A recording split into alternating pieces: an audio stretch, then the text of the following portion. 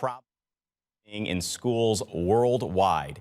Districts unable to fill open teacher positions, leaving leaders scrambling to find educators for students.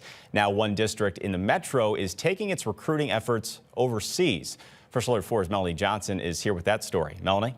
Corey, the North County School District took their job search for teachers international. They are seeing success and already filling more than 20 positions since the start of this year.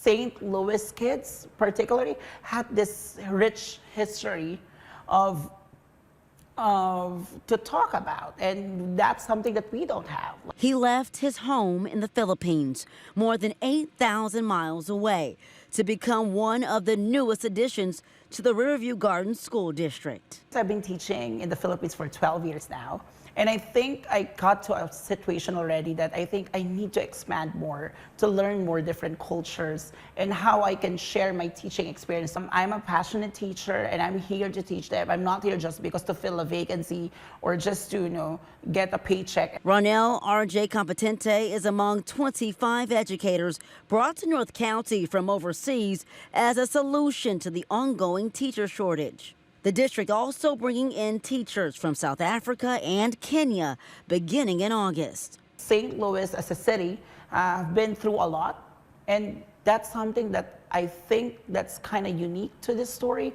of these kids. The life science teacher says there is still a learning curve to adjust to.